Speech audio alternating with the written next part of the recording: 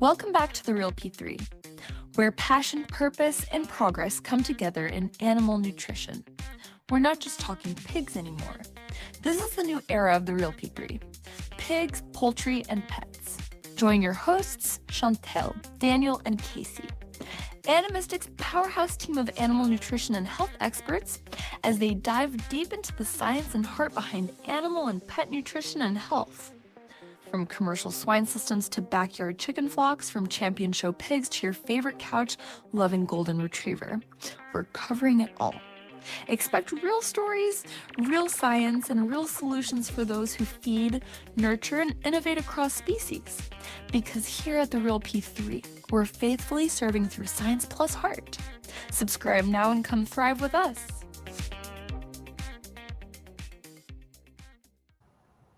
Well, welcome to The Real P3, Izak. It's really great to have you on the podcast. I've had a mutual friend that's told me a lot about you, and we've chatted through messages and different things on Unstoppable, so it's really awesome to have you here today. I was curious if you could start out with just a little bit of background about your career, your growth in agriculture, because you have a long history in agriculture in general. Yes, yeah. So I guess, in fact, a very long history. So about 10 generations ago, a bunch of Dutchmen went over to South Africa, and my forebearers were some of those, and they were straight into farming. So we the 10th generation Van Heerdens in South Africa, farming in the Eastern Cape. So that's where I grew up. And merino sheep, wool sheep, some beef cattle, and growing up, on the, I guess, the savannas, the felt in the Eastern Cape. And then about 20 years ago, I came over to the UK. Before that, and I went to an agricultural school. I studied agriculture at the University of Stellenbosch. I'll give that a quick plug there. A very good place to study. And about 20 years ago, I came over to the UK. Got involved in agriculture here, and milked and managed some cows. Got involved in lecturing, and dairy lecturing especially, and then got involved in extension, or knowledge exchange as we call it over here. So yes, and a lifetime of agriculture. I now work for a company called the Agriculture and Horticultural Development Board, and I lead something called the Agri-Leader program. And that's all about the people in agriculture. When I first started off in extension, very much looked at the technical side of it, of farming, and the financial side, doing benchmarking meetings and things like that. And sort of over time realized that actually the one thing that farmers do struggle with is, and there's lots of things, but some people, and the common denominator in there are people. And if you can manage to get the team, the people right, then it just makes the whole business of farming so much easier and so much better. If you can sort out that side of it, the staffing, some recruitment and retention and all of that, and how you lead your business, lead yourself, and lead your people, it does make the business of farming a lot more enjoyable and easier, and facing into the other issues around farming a lot easier. So that is how Agri-Leader were born. So I've been building that program for sort of the last 10 years or so. And then out of that, and I was lucky enough to get this amazing thing called the Nuffield Scholarship, which you pitch your idea. Mine were around leadership, and then managed to get that. And I went around the world looking at leadership in different countries. So did a bit of Europe, Holland, did some other some visits in the UK, but also went to Canada and spent some time in Canada looking at leadership there, in South Africa, but also in Latin America, Chile, and Argentina and Brazil. So yes, and that's kind of where this whole journey has got me to date.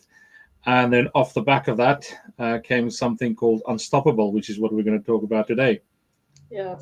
I just have to note, though, I think you maybe wised up, and I don't know if it's the same saying in South Africa as it was growing up in the U.S., that sheep are just looking for a place to die. And so you go from sheep to dairy cattle. And I raise sheep, but I'm a pig person. So. Yeah, no, it's very true. So, and we had Angora goats as well since growing up. And I mean, so if you think sheep are bad, Angora goats, and if they get a bit of some rain or something on them and then a bit of cold, I mean, they would just die for no reason at all. But yeah, so we made some good money back in the 80s off the back of some merino sheep and Angora goats. But yeah, we latterly changed to more beef, sheep, and meats and beef and sheep. So yeah. That's really interesting. And I would say, I think there's a chance even here for the sheep industry to resurrect itself from the standpoint of just being a smaller ruminant, lower cost to produce some meat potentially as we look at sky high beef costs. Yeah. And so they can graze and utilize areas that beef can't, and especially on in South Africa and here in the UK, some areas that is harder to access for beef, so sheep can get in there. Like our solar fields. Solar fields or mountains. Yeah. But you mentioned Unstoppable, and I'm going to give a little brief idea because I think this is where our worlds collide together. As I use you've actually been involved much longer than I have, so yeah. So I was not a Newfield scholar. I really wish and it's not too late, right? I still can apply and become one. But I've met a lot of cool people through our mutual friend Johan in the Newfield Scholar program, and he interviewed all of you guys across the world. And one of the things I got into really last year, and his name slips my head, but he is in the UK, but he was doing a campaign on suicide rates and mental health and agriculture.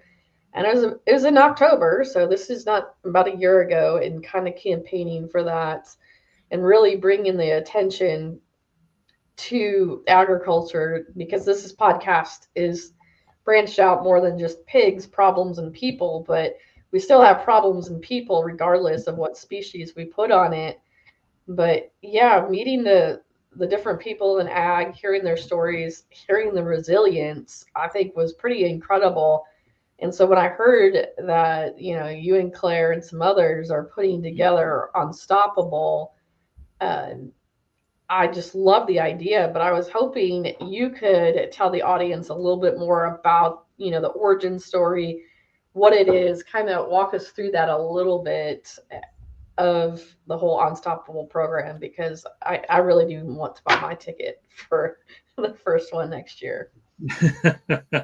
Yes, and it is an awesome program, and we'll dive into what it all entails a bit more. But you mentioned Claire there. Claire Taylor is one of my cohort of UK scholars, and now a very good friend of mine. And she first introduced me to Unstoppable and say, I think you'll like this. I think you should get involved. And heard what it's all about, and yeah, definitely thought this is something that needs support and needs doing everything we can, because it is becoming a bit more talked about. It's becoming a little bit more on the radar, the whole issues around mental health in farming, but it's such a insular job and such a lonely job, and the legacy often comes with generations of farming, and it's a big weight for people to carry quite often, that whole generational it's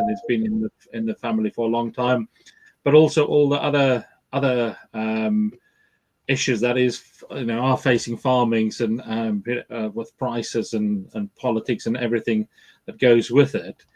And people try and be stoic, and it's such a massive suicide rate in agriculture, but also all the other mental health issues that goes with it. So when St. Clair's shared this program called Unstoppables, and that's being built, and how that's helped to address it and look at resilience and looking at how we equip people to thrive through that adversities. And I definitely jumped on boards and both feet. So it's been I've been involved for about a year now, but it's been in the making for well over a couple of years, and looking at building that programs and what it looks like. How do we get people? How do we equip people to build that resilience, to equip themselves to better lead themselves through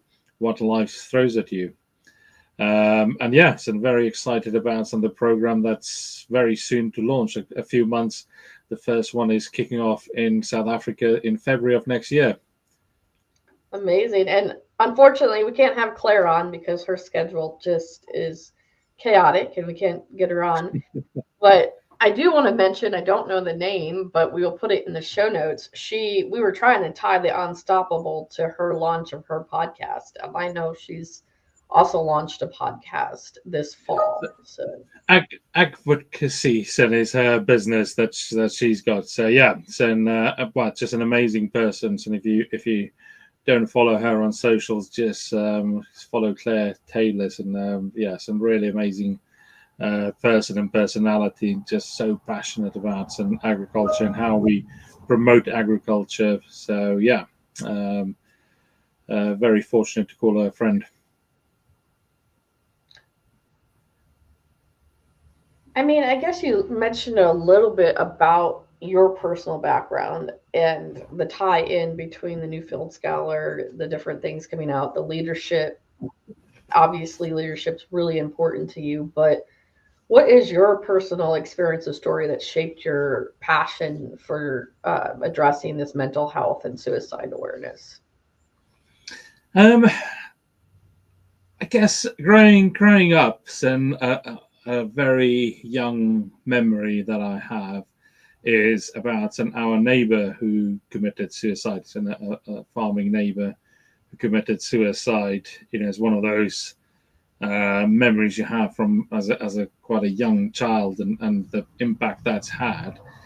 And yet, it's just always been, so you just got to be stoic and got to just carry on. Can't really, it was just never something you could talk about. And then moved to the UK and realised that mental health is a big issue here as well, even though it felt like farmers aren't quite as far apart, and farms aren't quite as big as they maybe are in South Africa.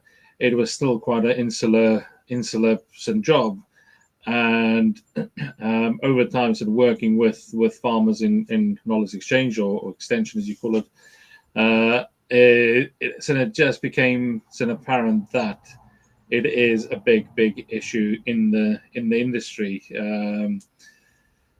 and I guess there's been over the years, it might be some Chris Manley that you were talking about earlier, some people like him, Walk With Me, and his campaign that he's got.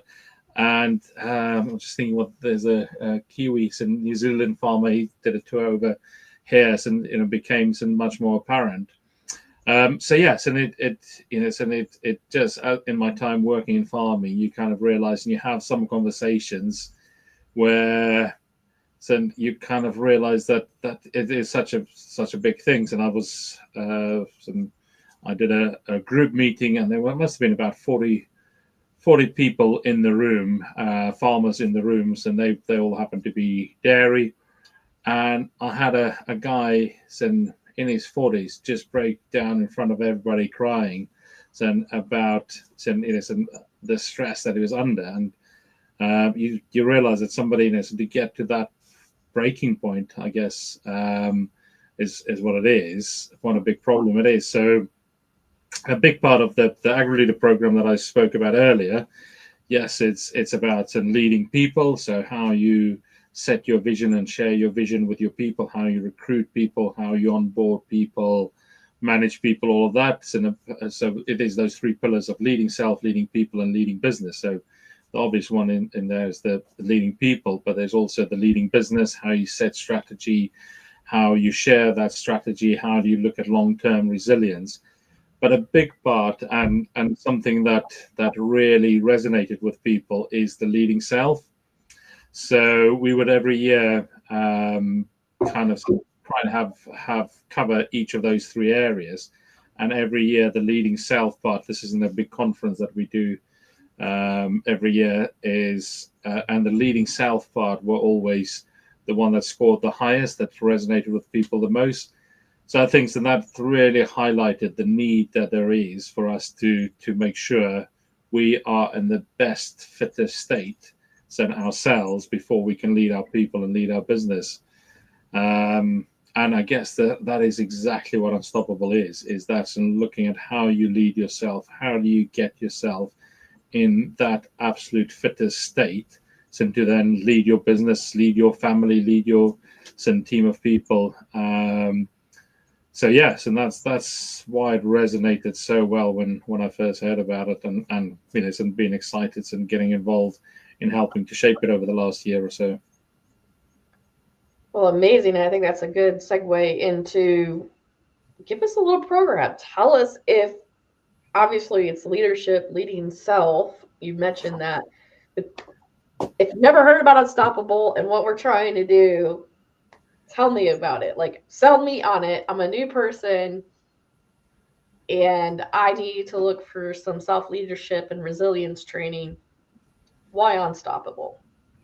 So it is one of a kind. So I mentioned that I've been working in this area, and we do a conference, and we do all sorts of programs and things like that. But what makes Unstoppable is unique is how it is delivered. I believe I've coined this phrase, so I'm going to claim it anyway. That then your comfort zone is your dream cemetery. That's where dreams go to die, is in your comfort zone. And the thing with Unstoppable, it will really push you out of your comfort zone. It is delivered in some awe-inspiring settings. It really pushes you out of that comfort zone. It is a great mix of practical, lived experience leadership program. So, it takes it out of the boardroom and out of the classroom, sent into situations and into settings, and some delivering some great content in those settings. So it really, really make you think and make you kind of push you out of that comfort zone into that space where you really absorb and reflect on what you are learning. So yeah, so really, really excited about it, and the fact that it's in South Africa, and I might be a little bit biased, but that is just an added bonus. It's such a vibrant country. It's a lot of Africa, and including South Africa, you just feel alive when you're there. There's something in the air, something in the sun there that just makes you feel alive, because it's such a alive place, such a great people. So yeah, really excited about it. So South Africa, tell us about South Africa. This is just the first stop of Unstoppable. There's talk about this becoming a global phenomenon and hopefully everywhere. But walk us through what they get out of these. It's more than 7 days, right? It's a 10 day program? 12 days, I think. So, 12 days, yeah, 12 days. And so, the tour moves along the garden route mostly, but then you do things like go to Storms River Gorge. So there's an amazing gorge where basically the cliffs and the forest and the sea, and it's not called the Cape of Storms for no reason. So is this really high energy nature and collide there, and you can paddle up the gorge there, and surrounded by these forests, and just immerse yourself in that some nature around you, some reset your rhythm kind of things, and whilst and then come back and have some resilience training. The group will go to the Neisner elephant parks and more, walk amongst those giants. Plettenberg Base, and there's an opportunity there to swim with some Cape fur seals. So then in the mornings, and you swim amongst the seals, and then through that sort of uncertainty and quite vibrant activity. So you can connect with nature, and then again warm ups and next on the beach, or and have some work done on resilience or on some leadership in that. We've got a partnership with the Savory Institute, so got a session being delivered by Sarah Savory on some regen and some sustainability and things like that. Going up Table Mountain, one of the 7 wonders of the world, and just standing on top there, reflecting on your own vision and your purpose for your life or your business. So it's all of those amazing sceneries and those amazing experiences. There's an optional thing to go diving with sharks, cage diving with sharks. That is optional, and it's not my personal bag, but just that's feeling alive. And there's a reason why they're in the sea and I'm on the land. But yes, and really feeling alive, in those environments, and then off the back of coming back from paddling up that gorge, and then sitting on the beach or sitting on the rocks, and reflecting on life and leadership styles and vision and things like that is I think what makes this so amazing. Well, I was going to say that this is not sounding like a great vacation that some my boss on. I'm going to a 12-day leadership training, and it sounds like a vacation, but there is true science behind pushing yourself, like you said, out of this comfort zone, making you feel alive, doing something that you never would do, like swimming with sharks. Still on the fence if I would do that. I guess it would make me feel alive or dead, depending on if they got into the cage. But very much so. There is science behind it there. The fact of that sort of being on the edge, it sets your mind in a different mindset where you're open to different ideas, as well as the idea of swimming with sharks, but also the idea of how you look at leadership, how do you look at resilience. But there's also we've done some work in agri-leader called walking leaders, and that again is based on the psychology, and they're actually using that in treatment these days. Of if you're out on a walk, and the movement of it, but also you're not looking at something, the same thing all the time. There's this constant movement that switches something in your brain, and it actually can make you much more open to new ideas, to new concepts, and how you perceive information and how you process information. So a lot of science behind it, actually. Yep. I need to do a walkabout. I need to do that more often and listen to podcasts while I'm doing it. Isn't it true? We never come up with a good idea sitting here in front of our desk saying, right, I need to come up with this. Is when you out on a walk, or out on your bike, or in the shower, or wherever else. That's where the ideas, just before you fall asleep. It's never when you're sitting in front of your desk. Definitely. But let's talk about, we're starting in South Africa, February. I also want to point out limited seats, and I think the growth happens also with the people there. And after everything's done at the campfire, or sitting out on the patio or something by the pool, drinking wine or whatever your choice is. But I think that small group interaction of reflection also helps. But everybody we tell about this wants it to come to their country, and we want to start with South Africa, but we're planning on going to many other beautiful places, or places people never in a normal lifespan would get to travel to. Yeah, 100%. And it would be really great if the spaces are filled up from people outside of that country. So, if you're in South Africa, you probably should have done some of those things already. So, it'd be great if South Africans that do want to go on the course that might be in Canada or in Australia. So we have actually deliberately tried to have our board from around the world. So Claire, even though she's Scottish, she now lives in Australia. We've got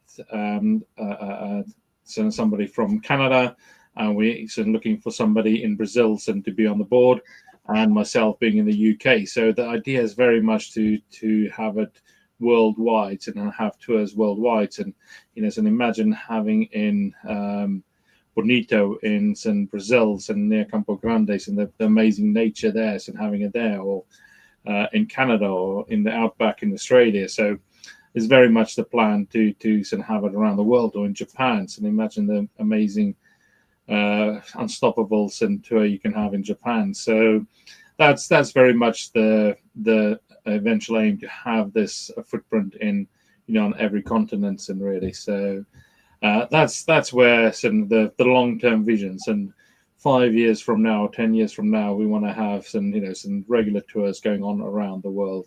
That's where we're heading. Well, I was going to say we could keep the U.S. as well, because most of the international people I know that come to the U.S.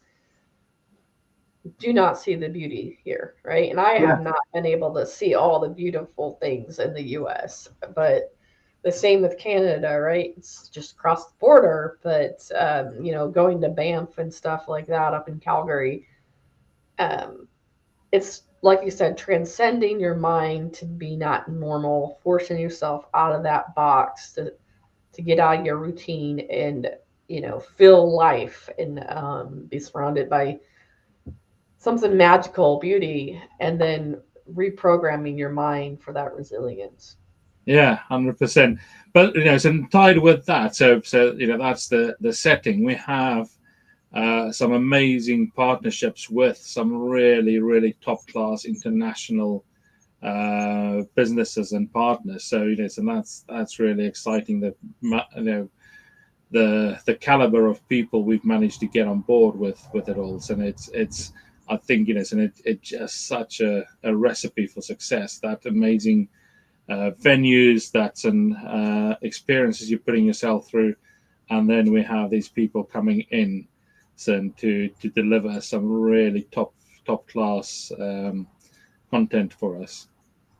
Yeah, you mentioned the Savory the group coming, but kind of walk us through kind of the tools that you're going to build out of this. Obviously, we're going to reprogram the mind and take you places you've never been, but what are some practical tools that they're going to come away with the Unstoppable training? Yeah. So we've sort of broken it up into various bits. So introduction and getting your mind in the right mindset, and then midway through some of the content delivery, and then some reflection at the end of how do you embed this in your own life, in your own business, and the likes. We start with Sabre Business World. So they are delivering something called Ignite Your Success, where look at and how you kind of write yourself that stories and put that vision up for yourself, and how do you lay out that roadmap for yourself to get to where you want to be. And so it's done through something called a success diary, which is personal to you. So looking at how that work, and how do you get that long-term success for you.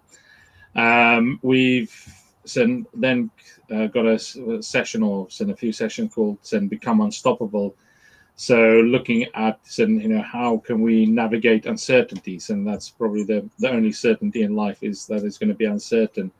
How do we when we are presented with those challenges, how do you reframe that in your mind to actually face it, and how do we lead as leaders through that some change and through those challenges. So looking at some how we adapt some those kind of theory into real life situations, and some look at some how we can set that baseline for us to build on.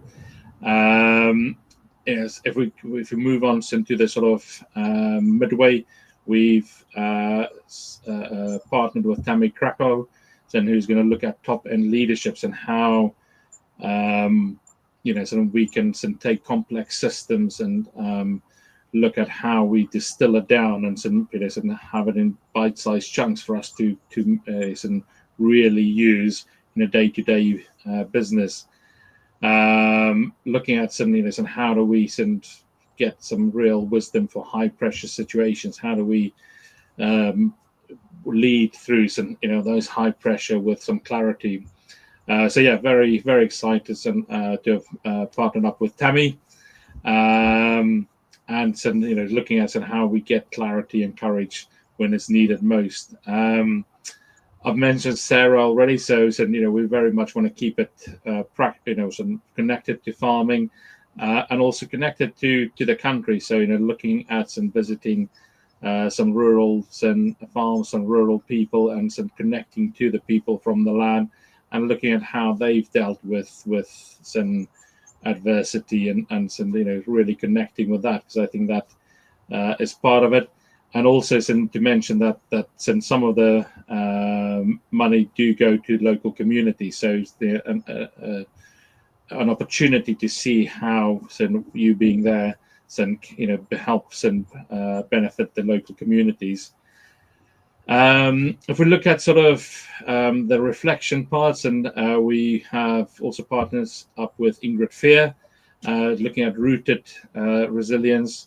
Ingrid is going to talk through some building internal capacity for uncertain times, and post to it, there's the opportunity to have a one-to-one session with Ingrid. So really, it's on tour, but also like you mentioned, that afterwards, that group we hope would really stay tight.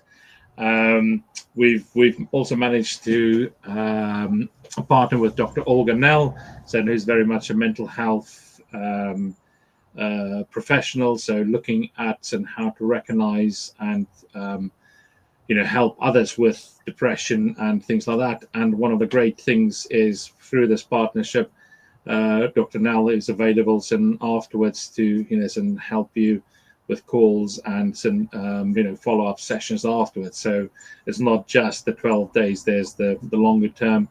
And then we've also partnered with Dapper. So the session there, you can lead us on how to redefine your personal and professional brand. So that reflective piece towards the end is like now I've got this array of tools in the toolbox, and which ones am I going to use? How am I going to go away from this and really change my life, my brands, the way I lead?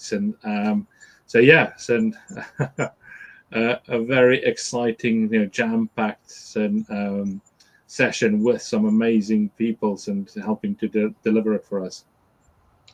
And that's why it took us over 2 years from idea. I was on the idea end to the smarter people making it real. So. Exactly. And I think that is one of the real beauties. It's not 12 days of listening to the same voice and the same person. And we know it's when we go to a conference or a workshop or whatever, some people really resonate with us, and some people just you kind of get what they say, but it doesn't quite resonate. So having the different voices, having these different partners, everybody's a real specialist in their area, so you get that benefit of them being the specialist in this area.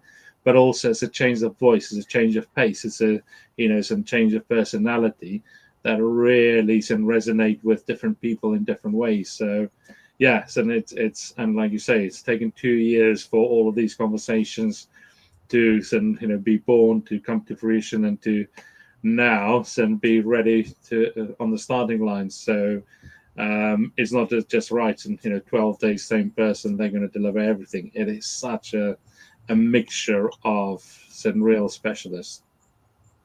Amazing. We should probably end it on this since it's about resilience. And can you define your personal definition of resilience and maybe how it's changed through your journey? Yeah, it's an interesting one. Sort of, what do you personally see as resilient?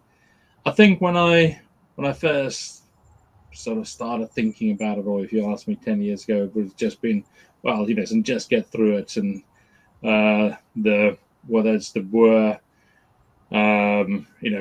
we can just get through anything, or the British stuff upper lip. But I think nowadays it's much more about that capacity and having built that capacity to adapt as the situation in the world around you adapt, and then actually, not just to suffer it and get through it, but actually thriving through some of that adversity, whether that is, it's in the political landscapes in your countries and that you have to farm in or have to work in, whether that is a bullying boss, whether that is, some markets changing. It is being able to adapt to those, but also seeing the opportunities and thriving through those things that life throw at you. So, yeah. Is that a long political answer? But is that capacity to I would adapt? say, yeah, it's not just surviving like maybe the hard school farmers I grew up with. It's how do you have the capacity, fill your cup, and have a future as well, right? And not just a future of surviving, but thriving. And that's my whole mission, is to help people's, animals, and businesses go from surviving to thriving. Because I've been on the survival end, and people could call me resilient, but it's really needs to evolve in my mind much more than just surviving. That's not surviving is not a place to spend your life. It's that thriving through it and having the tools to be able to do it. The journey's not going to be any easier. It's just your mindset of getting through it, in my mind. Yeah, very much so. Well, it's amazing. I think we touched on a little bit of what we'll get in Unstoppable. And if they want to learn more, they want to come in February, where do they get the information from? How do they connect with the Unstoppable team? So we're all over socials, but especially on LinkedIn, and find Unstoppable now on LinkedIn. And I'm Izak Van Heerden, and find me, and I can talk you through Claire Taylor. And there is a website called www.unstoppablenow.world. So go and have a look and find us on there and get in touch. Yeah. So, and like you mentioned, spaces are limited. It is going to be awesome. It's really going to be awesome. So hope to see some people from this podcast, listening to this podcast there. Yeah, me too. So we'll be definitely sending it out to our group, our email list, to tell them more and get them in touch, because we've been wanting to record this for a while. We were waiting for more details, and now we have to fill the seats, and filling the seats means we're going to change people's lives and eventually change the future of agriculture in our society and world. So thank you so much, Izak. Yeah, no, then we can definitely guarantee, and it's a self-development journey like no other. You won't be the same person joining the course and leaving the course. So do join us.